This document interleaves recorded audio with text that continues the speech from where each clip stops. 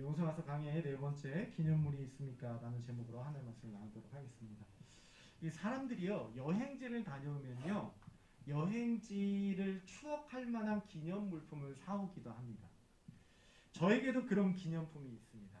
제가 유럽으로 배낭여행을 다녀올 때 유럽의 유명한 장소들을 방문할 때마다 그 랜드마크가 그림으로 새겨진 기념주화를 제가 구매했습니다. 아마 화면에 보실 겁니다. 이게 제가 오늘 아침에 찍었습니다. 좀 상에다가 좀 갖다 놓고 찍었는데요. 이 기념 주화를요, 저희 집이 그렇게 크진 않는데 이 거실의 한편에 이렇게 그 기념물들을 약간 조금 이렇게 전시해 놨습니다. 그래서 제가 평상시에는 그걸 잊어버리고 살다가 가끔씩 이 동전을 볼 때마다 내가 거길 갔었지. 그래 내가 베네치아를 갔었지. 그 풍경은 참 아름다웠지. 그래 내가 피렌체에 갔었지. 참 거기가 아름다웠지. 내가 프랑스 개선문에 가봤었지. 정말 웅장했었지. 이런 기억들을 떠올리게 됩니다. 그런데 이 동전들 중에서요, 저한테 너무 소중한 동전이 하나 있습니다. 이건 아닙니다. 아무튼 이런 동전들이라는 거예요. 이런 동전들인데 저한테 너무 소중한 동전이 하나 있습니다. 이게 기념주화는 아닙니다. 그냥 평범하게 짝이 없는 우리가 흔히 사용하는 진짜 그 돈으로서의 동전입니다. 다만 그 동전은요, 한국 돈이 아니라 캐나다 돈입니다. 우리 부모님도 모르는 충격적인 이야기를 하나 하겠습니다. 저에게 여동생이 있습니다. 우리 부모님도 모르는 충격적인 얘기입니다. 뭐냐면 출생의 비밀 이런 게 아니라 캐나다 여자아이와 제가 동행을 한 적이 있어요. 여행을 할 때. 이름 챈드라입니다.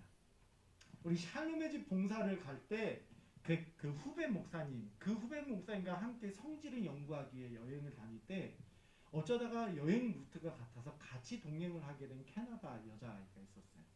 이름이 챈드라라고 했습니다. 며칠을 다녔습니다. 만난 첫날부터 친해졌습니다. 외국은 그런 거 별로 없지만 한국은 나이가 중요하지 않습니까? 나이로 서열을 세우지 않습니까? 나이를 물어봤더니 한참 어립니다. 그럼 넌 내 여동생이다. 예. 외국인으로서 당황해했습니다. 왜냐? 외국인은 나이가 차이가 나도 친구인데 갑자기 넌 내 여동생이다 하니까 당황해합니다. 그런데 시간이 지나니까 자연스럽게 자기를 여동생으로 생각을 합니다. 예. 챈드라도 시간이 지나니까 자연스럽게 친오빠로 생각을 합니다. 그렇게 동행을 했습니다. 하지만 그렇게 서로 간에 짜여진 루트가 있다 보니까 더 이상은 같이 갈 수가 없었습니다. 지금이야 SNS가 있어서 뭐 서로의 SNS 주소를 물어봐서 연결할 수 있었지만 그때는 이메일이 전부였습니다. 이메일 주소를 서로 간에 받아 적었습니다. 그런데 제가 성지 연구를 하기 위해서 갔던 지역들은 인터넷이 잘 되지 않는 지역들이었습니다. 한참을 돌아야 됐는데 그러다 보니 이 서로 간의 연락을 잘 주고받지 못하게 됐습니다. 물론 제 짧은 영어 실력도 한몫하기도 했습니다.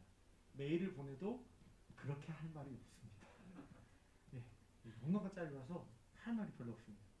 마치 우리가 수련회 때요, 이게 한조로 만나서 친해졌는데 그래서 연락처를 주고받았지만 한 몇 개월 지나면 연락이 뜨문뜨문하게 됩니다. 서로 싫어서가 아니라 그냥 연락이 뜨문뜨문하게 되는 것처럼 그렇게 뜨문뜨문하게 됐고 이후에 챈드라와는 더 이상 연락을 하지 못하게 됐어요. 그때 챈드라가 저한테 캐나다 동전을 기념품으로 줬습니다. 마치 우리의 500원짜리, 100원짜리, 50원짜리, 10원짜리처럼 그 동전을 저한테 줬습니다. 이 동전은 어디에다가 쓰지 않을 것 같습니다. 진짜 돈인데도 말이죠. 만약에 비트코인을 줬더라면 어떻게 썼을 수도 있는데 저는 그 동전을 보면서요 가끔씩 떠올립니다. 캐나다 여동생 챈드라는 잘 지내고 있을까? 이후에 찾아보려고 SNS가 생긴 이후에 검색도 해봤지만 찾아볼 수가 없었습니다. 그러나 그 동전들을 보면 자연스럽게 그 얼굴과 그 이름을 떠올리게 되는 것이죠. 그렇게 무엇을 떠올릴 수 있을 만한, 기념할 수 있을 만한 물건이 저만 있는 건 아닌 것 같습니다. 어떤 분은요, 사진을 액자에 담아서 정성스럽게 텔레비전 옆에 둡니다. 또 어떤 분은요, 냉장고에 자석 형태의 기념품을 붙여놓습니다. 그리고 그걸 보며 떠올립니다. 또 어떤 분은요, 핸드폰에 기념할 만한 사진을 바탕화면에 깔아둡니다. 그리고 기억을 떠올립니다. 그렇게 우리는 기억하기 위한 기념품을요, 삶의 곳곳에 갖다 두었습니다. 그러나 단순히 좋은 기억, 아름다운 기억만을 의미하지는 않습니다. 여러분, 서대문 형무소 가보셨나요? 여러분, 서울 한복판의 그 비싼 땅에 지금 쓰지도 않는 옛날 형무소가 무슨 가치가 있겠어요? 아니요, 가치가 있죠. 그 형무소를 볼 때마다 우리네 아픈 역사를 기억하게 만듭니다. 평소에 아무 생각 없이 다니더라도 그걸 볼 때마다 그래, 이런 역사가 있었지라고 떠올리게 됩니다. 이렇게 기억을 위한 기념품 같은 것이 우리 삶의 곳곳이 존재하는 것이죠. 여러분의 기념품은 뭡니까? 핸드폰에도 있을 거고요, 집에도 있을 겁니다. 자동차에 갖다 놓으신 분도 있을 겁니다. 여기에 또 하나의 기념품이 있습니다.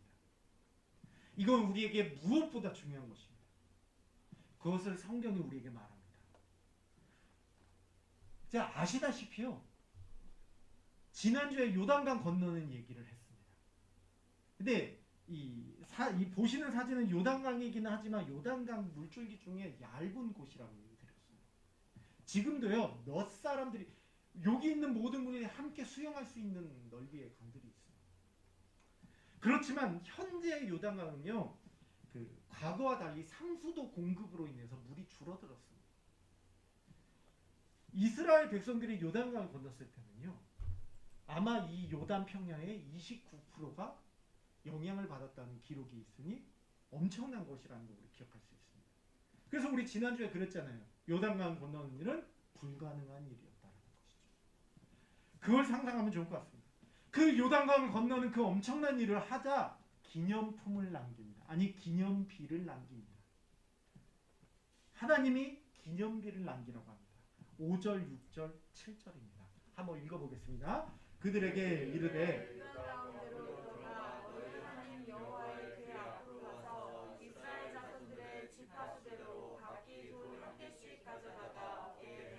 이것이 너희 중에 표징이 되리라. 후일에 너희의 자손들이 물어 이르되 이 돌들은 무슨 뜻이냐 하거든 그들에게 이르기를 요단 물이 여호와의 언약궤 앞에서 끊어졌나니 곧 언약궤가 요단을 건널 때 요단 물이 끊어졌으므로 이 돌들이 이스라엘 자손에게 영원한 기념이 되리라. 예. 특별히 6절의 표징이라는 말을 주목할 필요가 있습니다. 이 6절의 이 표징이라는 건 오트라는 히브리어인데요. 이게 무슨 뜻이냐면 어떤 일이나 어떤 진실을 입증하기 위한 물품 같은 겁니다. 그러니까 증거, 물품. 왜 우리 살인 사건이 일어났을 때 빼도 박도 할 수 없는 증거 물품이다 하는 게 이 오트인 것이죠. 너무 중요한 거라는 거죠. 이걸로 부인할 수 없는 거라는 거죠. 그게 바로 기념비라는 겁니다.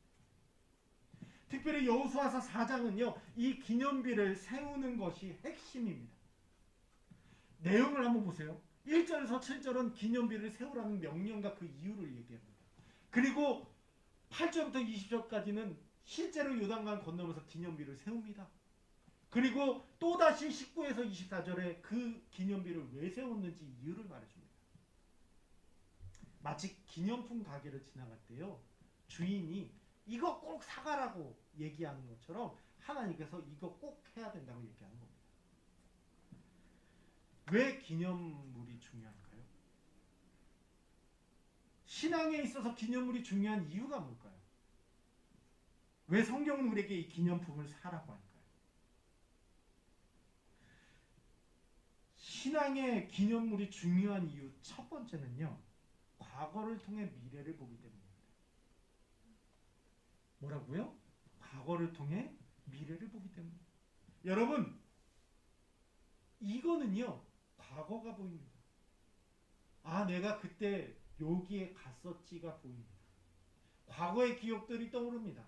하지만 신앙의 기념물은요. 과거를 통해 미래가 보입니다. 과거에만 매여 있지 않습니다. 24절입니다. 이렇게 한번 읽어보겠습니다. 이는 여호와의 손이 강하신 것을 알게 하며 너희가 너희의 하나님 여호와를 항상 경외하게 하려 하시니라. 여러분 한번 보십시오. 단순히 과거에 그래 요단강 건넜었지 정도가 아니라 이 기념물을 세우는 이유가 무엇입니까? 여호와의 손이 강하신 걸 알게 한다는 거예요. 앞으로의 살아갈 날에 있어서 하나님이 어떤 분인지 알게 만든다는 거예요. 그리고 바른 신앙생활 할 수 있게 만들어준다는 거예요. 우리의 인생은요, 앞날을 장담할 수 없어요. 미래를 위해 장담할 수 있는 단 한 가지는 장담할 수 없다입니다. 어떤 부자가 있었어요. 돈이 많았습니다. 아, 돈이 많으니 창고를 지어서 돈을 더 쌓아놔야 되겠다. 하나님이 말씀하세요. 너 오늘 내가 데려갈 건데 그 돈은 무슨 소용입니까? 장담할 수 없는. 우리네 인생이 그렇습니다. 그러나 우리에게 기념물은 명확한 또 하나의 장담을 해주게 됩니다. 바로 무엇이냐? 법적 증거처럼 우리에게 위력을 발휘합니다. 무엇입니까? 하나님의 은총을 기억하게 만듭니다. 하나님의 인도하심에 대해 깨닫게 됩니다. 바로 동동거려요. 내일을 모르니 내가 어떻게 하지? 막 동동거려요. 그때 신앙의 기념물은 우리로 하여금 과거에 인도하셨던 그 하나님이 미래에도 내 삶을 인도하실 거라는 걸 확신하게 만듭니다. 우리에게 미래의 확신을 주고 자신감을 심어줍니다. 신앙의 기념물을 안 만나보셨나요? 얼마 전에요. 새롭게 하소서라는 간증 프로그램을 제가 봤어요. 목사님이 과거에 어떤 분이었냐면 아주 유명한 나이트 클럽의 DJ였대요. 그리고 고등학교도 나오진 않았대요. 중학생 때 이미 폭주족이었답니다. 그런 분이 군대를 간 거예요. 근데 군대에서 하나님을 만나버린 거예요. 그때부터 신앙의 핍박이 시작됐답니다. 내무반에요. 99명의 병사들이 함께 있었는데 가장 첫 번째 되는 병장이 이 이등병한테 그렇게 얘기하더래요. 너 내일부터 교회 가지 마. 죽어. 라고 말했대요. 근데 교회를 갔대요. 맞아서 맹장이 터졌대요. 그렇게 고통을 당했대요. 너무 괴로워서 하나님 앞에서 맨날 울었대요. 하나님 이럴 거면 나 빨리 데려가라. 그러고 살았대요. 근데 어느 날 어머니랑 전화 통화를 했답니다. 어머니가 이렇게 물어봐요. 야, 군대에 전도사가 있니? 이렇게 물어요. 전도사? 전도사 있죠. 군종병이라고 있어요. 그러니까 군대 가신 분들은 다 아실 겁니다. 군종병이라는 게 있어요. 이 병사 중에 이 교회에서 일을 하는 사람이 있어요. 군종병이라고 있어요. 그자 그 어머니가 이렇게 얘기를 했대요. 너 그거 될 것 같은데? 너무 뜬금없이. 너 그거 될 것 같은데? 그렇게. 에 엄마 말도 안 되는 소리. 나는 고등학교도 안 나왔고 그리고 이미 우리 부대에는 신학생이 2명이나 있어서 그 2명의 신학생이 다 군종병하고 있는데 말도 안 되는 소리. 그랬대요. 다음날 간부가 오더니 이렇게 말하더래요. 너 군종병이 되었으니 본부로 이전하니 짐을 싸라. 갑자기. 너무 당황스러운 일 아닙니까? 이 어머니에게 하나님께서 얘기해 주신 거죠. 놀라운 일 아닙니까? 근데 사실 놀라운 일도 아니에요. 왜냐? 신앙생활 해본 분들은 이런 경우는 다 있어요.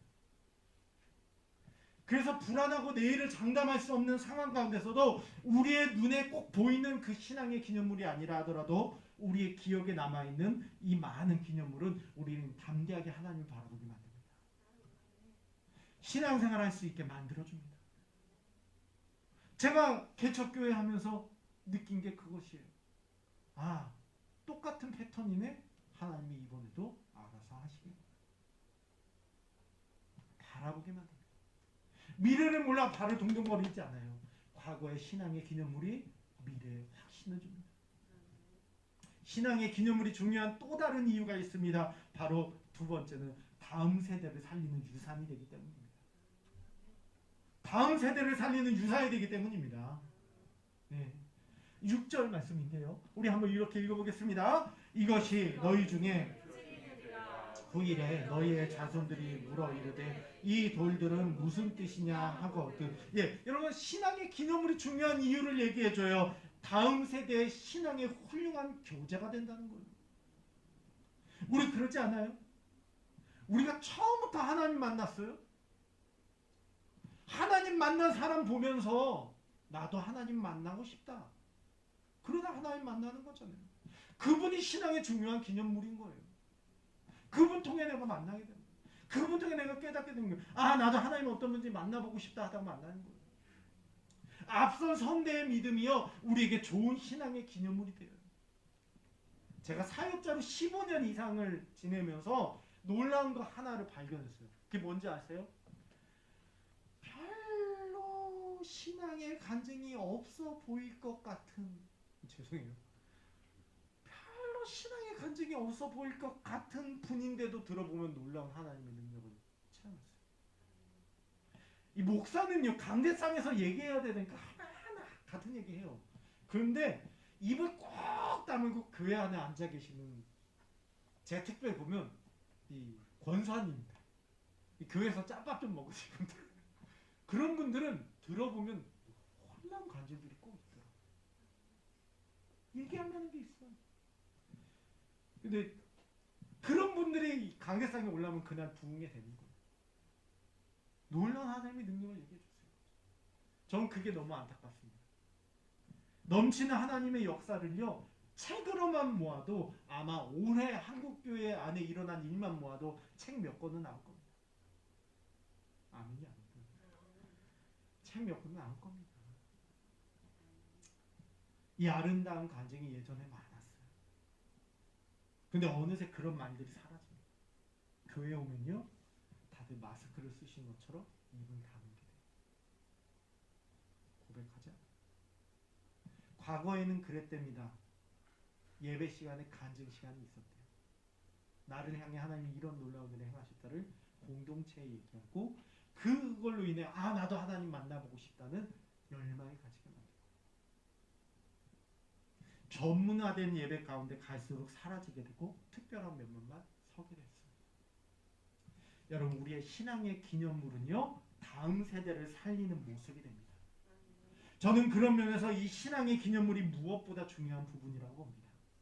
십자가를 바라보며 그리스도의 은혜를 우리가 묵상하듯이, 성화를 바라보며 하나님의 행하심을 기억하듯이, 우리의 삶에 하나님의 역사에 대한 아름다운 고백이 다른 이들에게도 하나님을 바라보는 교재가 될 줄 믿습니다. 신앙의 기념물이 있습니까? 저는 이게 참 중요해 보입니다. 제가요, 연초에 설교를 할 때 그렇게 설교한 적이 있습니다. 일주일에 한 번은 같은 집에 사는 가족들끼리 밥 먹을 때 서로 놓고 축복기도 하는 시간을 가졌으면 좋겠다. 강대상에서 말한 제가, 저희 가족이 그걸 안 하면 될까요, 안 될까요? 제가 말했으니까 해야 되잖아요. 그래서 저희 집도 조금 처음엔 되게 쑥스러웠지만 다 같이 손을 잡고 일주일에 한 번은 가족들끼리 같이 손을 잡고 기도를 해요. 네. 이러한 신앙의 정통들이 가정 안에 생겨나길 소망합니다. 그리고 여기에 부모님이 자녀에게 들려주는 놀라운 신앙의 기념비가 생겨나길 소망합니다. 하나님이 이렇게 행하셨어. 또한 우리가 하나님을 바라볼 신앙의 기념물을 만들어가길 소망합니다. 그게 무엇인지는 숙제입니다. 여러분 각자가 숙제로 받아들이시고 신앙의 기념물을 뭘로 만들어야 될지를 고민하십시오. 그것이 나의 불안한 미래를 확신으로 바꾸고 다음 세대를